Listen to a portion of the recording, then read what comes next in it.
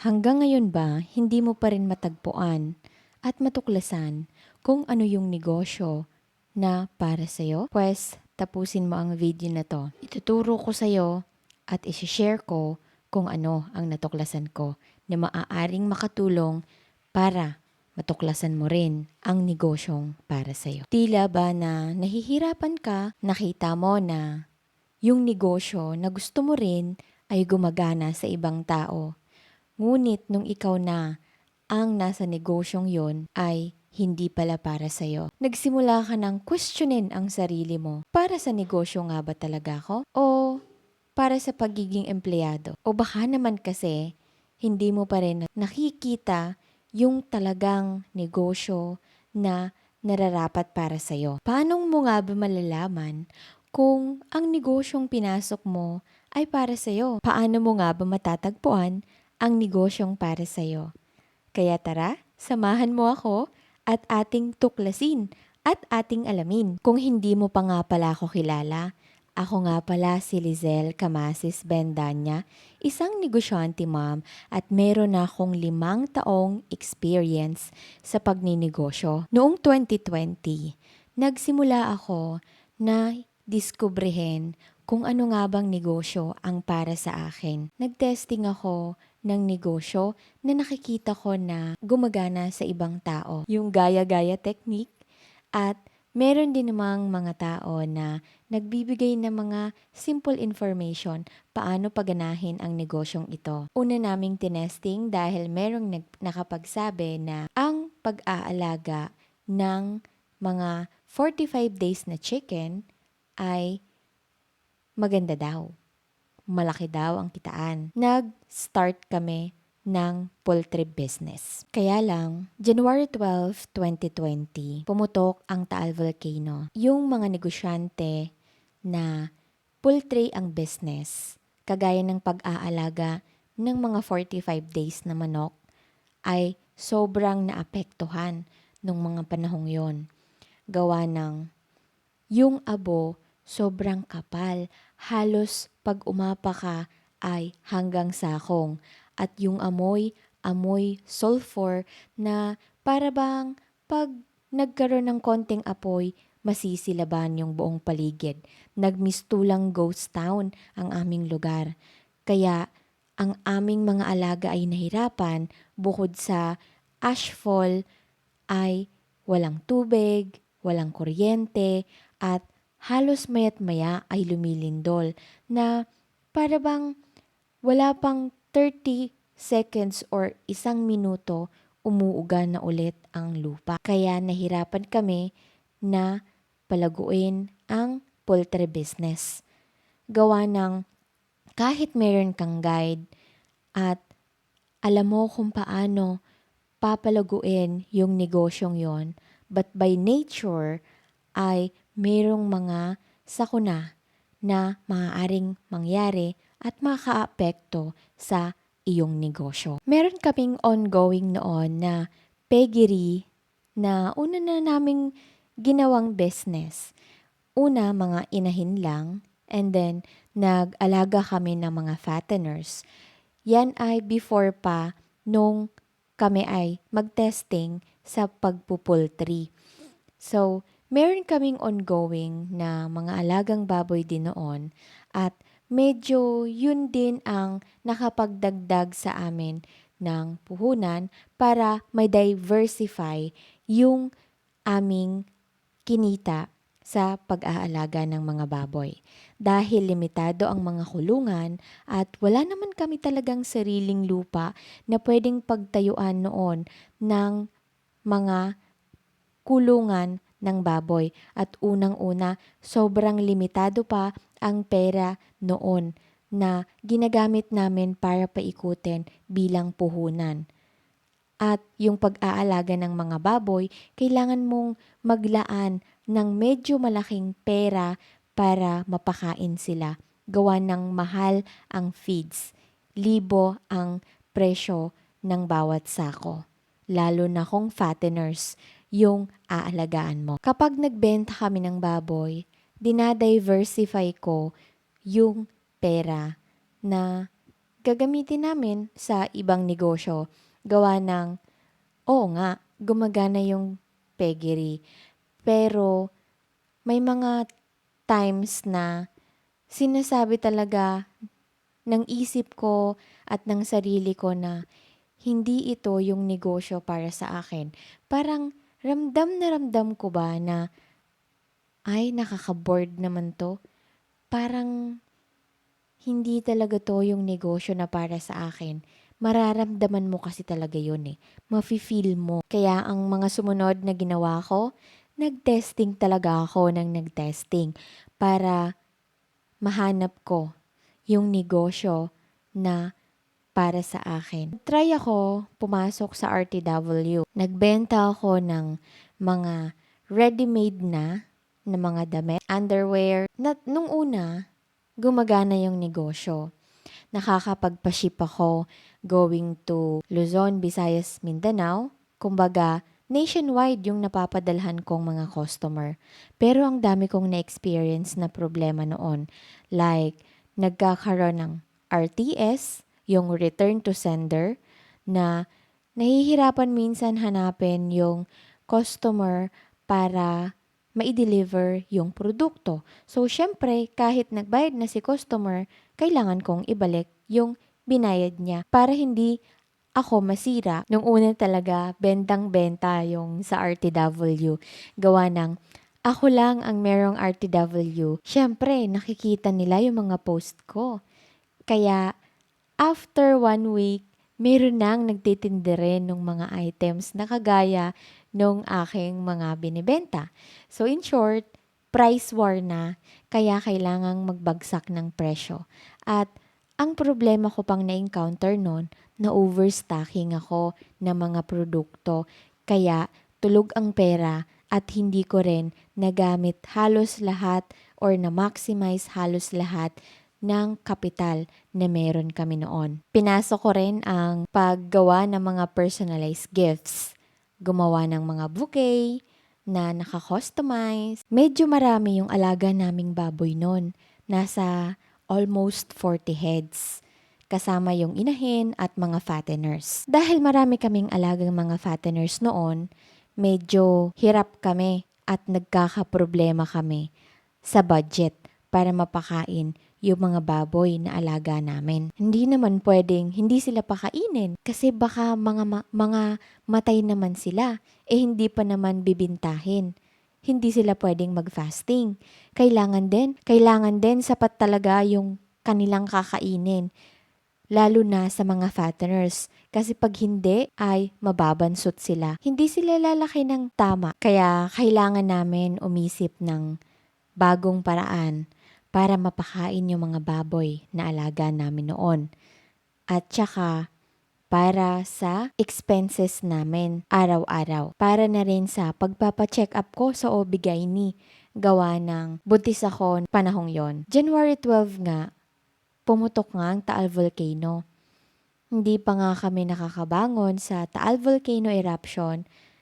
By March naman, nag-lockdown ng dahil sa pandemic. Kaya wala talaga kaming no choice kung hindi ay mag-isip ng ibang paraan para magkaroon ng kita. Closed yung mga stores at businesses na hindi naman pangunahing pangangailangan ng mga tao. Yung husband ko, ang pinagtatrabahuhan niya, gawaan ng tarpaulin at stikeran. They need to close the store. They have to close the store, I think, mga 1 month.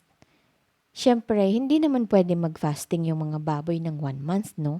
Mamamatay talaga yon for sure. Kaya, ang sunod na ginawa namin, since at the age of 9 years old, natutulungan ko na si mama noon na magbenta ng mga niluluto niyang mga kakanin or kung anong ulam na lulutuin niya sa bahay, tas ako yung magbebenta. Ilalako ko yon sa barangay namin. Yung ibang mga produkto na pinapabenta niya sa akin, alam ko gawin, meron akong idea, pero hindi ko alam totally kung ano yung tamang mga measurement ng mga ingredient. Tinesting ko ang kung ano-anong mga pwedeng ibenta para lang magkaroon ng income nung mga panahong yon, gawa ng wala talaga kaming ibang source of income kung hindi kami iisip ng ibang paraan. So, ang nangyari, nagtinda kami ng leche flan, ng maruya, at isa sa pinaka nagustuhan ng mga tao, yung aming puto. Hindi pa ganun ka-special kasi nga kakatesting lang namin. At yung nakakatawa pa, yung puto namin nun, iba yung itsura. Hindi siya paumbok na ganyan na dapat ganun talaga yung itsura ng puto. Yung sa amin, baliktad yung usbong. Nasa gilid yung usbong. Tapos yung gitna, nakalubog. Alam mo yung, imaginein mo yung puto na mukhang basin. Ganon ang itsura. Pero maraming nagsasabi na masarap daw ang gawa naming puto. Pero hindi pa siya talagang consistent yung lasa niya. Gawa ng tinatansya ko nga lang eh. Ini-experiment ko pa lang nun at unang try pa lang naman talaga. Unang phase ng pagtitesting sa paggawa ng puto. Dahil nagustuhan ng mga tao, kahit hindi ka nais-nais or kaaya-aya yung quality, sabihin na nating bagsak siya sa itsura or quality, pero binibili ng mga tao. So, nakakapagpaubos kami noon ng 3 kilo isang araw. Ginawa namin yon habang si husband ay walang work. At after 1 month lang nga yata yun, ay bumalik na sila sa trabaho.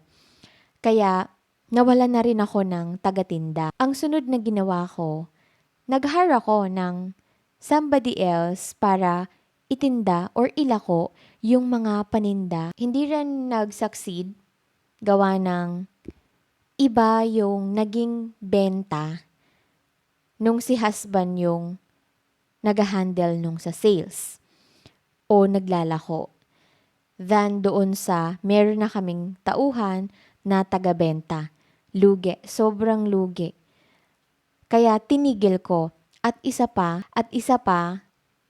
manganganak din ako noon. Kaya tinigil ko din dahil wala naman talaga akong helper na maaari kong utusan. Kaya nung hindi na kami nagbebenta for a while, so nag-stop nga kami, yung ibang mga tao, yung iba naming kakilala, sabi nila, "Uy Lizel, masarap yung puto mo, namimiss na namin."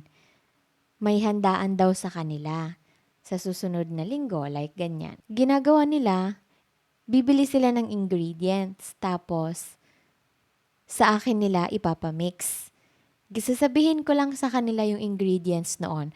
Gawa ng wala pa namang standard na sinusunod kaming ingredients noon. Nag-i-experiment pa nga eh. Minimix ko yung mixture para sa puto at sila na yung nagluluto. Eh di okay na. Mga mangilan-ngilan din sila na nag-ask ng help na gawan ko daw sila ng mixture ng puto. Medyo mahirap para sa akin yung paggagawa ng puto noon dahil buntis na ako at manganganak na ako. At lugi din naman kung papatuloyin ko pa rin yung pagbebenta nung tagalako namin. Kaya itinigil ko na rin. At wala rin naman talaga akong helper na nakukuha noong mga panahong yon. At kung kukuha man ako, kung sakaling mayroon akong ma-hire, ay baka hindi rin kayanin. Gawa ng lugi na nga dun pa lang sa tagalako namin. I have to stop selling puto. And then, nag-try ulit ako ng another business. Nag-try ako ng remittance. Noon, cash in, cash out pa lang sa GCash. Pero alam mo ba, after 1.5 year, para bang may tumatawag at bumubulong sa akin. Parang sinasabi ng puso't isip ko na magtinda ulit ako ng puto. At marami din kaming kakilala na nagsasabi na, "Uy Lizel, namiss na namin yung puto mo ah. Masarap kaya?" Kaya isa yon din sa nakapagpapursigi sa akin na maggawa at magtinda ulit ng puto. Hindi pa ganun kasarap. Hindi pa rin naman ganun ka-espesyal nung mga panahong yon. Pero sinasabi ng isip at damdamin ko na parang gusto kong ituloy yung paggawa ng puto kahit na gaano kahirap. So ayon, itinuloy namin after 1.5 year na tumigil kami sa pagtinda ng puto. At Yung anak naman namin no, nasa 1 year old na, yung firstborn son namin, na pinagbubuntis ko nung pandemic. So, ang nangyari, tila ba may nagsasabi sa puso't isip ko na ito na yung matagal mo nang inaantay. Na para bang hindi ko maipaliwanag na may nagsasabi sa puso't isip ko at ramdam ko na ito na yung negosyong para sa'yo. Alam mo kung bakit? Every time na mag-experiment ako, para bang may nadidiscovery ako sa aming special puto na sobrang nakaka-amaze para sa akin. Gawa ng, oo nga, nung 9 years old ako, hinihelp ko si mama kung paano gawin yung mga produkto na homemade. And then, ako magtitinda. Pero, hindi ko talaga alam kung ano yung tamang sukat, ano ba yung brand at mga ingredients na dapat kong gamitin lang para gawa ko yung magandang quality ng puto. So, experiment after experiment. Pag-i-experiment ang makakatulong sa atin at pagtitesting ang makakatulong sa atin para maging maganda yung quality ng ating produkto at higit sa lahat para mahanap natin yung negosyo na para sa atin. Gawa ng may mga negosyo akong gustong gawin noon or pinasok ko na negosyo na tingin ko maganda at parang gusto ko, parang lang pero hindi ko naramdaman na sinasabi ng puso't isip ko na ito na yung negosyong para sa'yo, Lizelle. Ito na yon. Walang ganon sa ibang mga negosyong pinasok ko noon. Kahit pa sabihin natin na may kinita sa mga negosyong yon. Pero nag-fail pa rin gawa ng hindi ko talaga gustong ituloy yung negosyo na yon.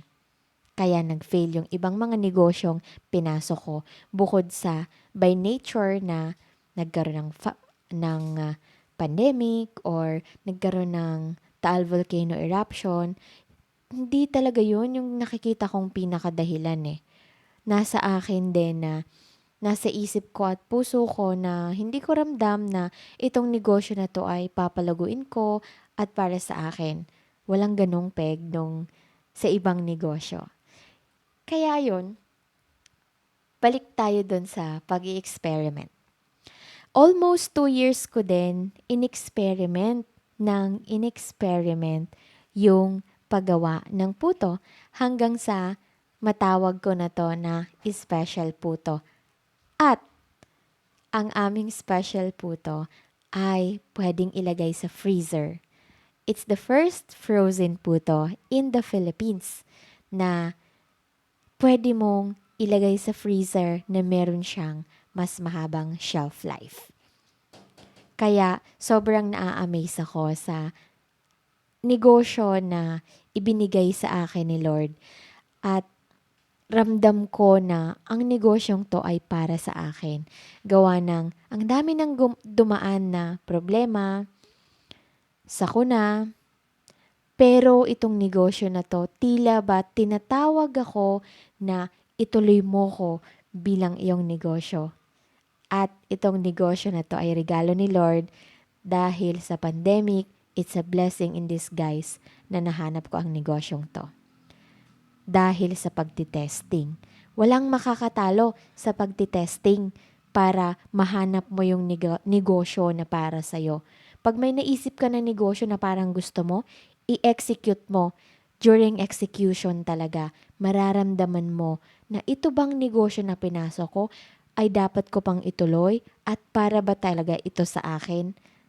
Yung negosyo ang pipili sa'yo, hindi ikaw ang pipili sa negosyo. Bakit ko nga ba sinishare sa inyo ang mga bagay na to? Bakit ko nga ba sinishare ang mga natuklasan ko? Ang kalaban kasi natin dito ay yung sumuko na lang tayo sa pagninegosyo at hindi na natin testingin para mahanap yung tamang negosyo na para sa atin. At isa sa pinaniniwalaan ko na ang negosyo na pipili sa atin ay may kinalaman sa nakaraan natin. Kagaya nung nangyari sa akin na nasa childhood experience ko na magbenta ng kung ano-ano na luto ni mama. Pero ang paggawa ng special puto ang pumili sa akin para siya ang maging negosyo ko. Huwag mong kalimutan ang testing phase. Kung baga, try lang sa una at ang negosyo na rin magsasabi sa'yo kung siya ba ay para sa'yo nga ba. Mahirap ang pagninegosyo, kaya kailangan mo ng gabay. Kaya tara, samahan mo ko sa Negosyanteng Pinoy Global Community. Isa yang Facebook group na kung saan maaari tayong makapagtulungan. Mag-join ka lang. Mag-join ka sa ating group na Negosyanteng Pinoy Global Community at punuin natin ng mga negosyanteng Pilipino ang buong mundo. Sa dami na ng napagdaanan mo na mga problema at mga sakuna ay nagawa mong mapagtagumpayan ang mga ito. Kaya sure ako na mahahanap mo rin ang negosyo na para sa'yo. At kung nagustuhan mo ang video na ito, please like and mag-subscribe ka na rin sa aking channel.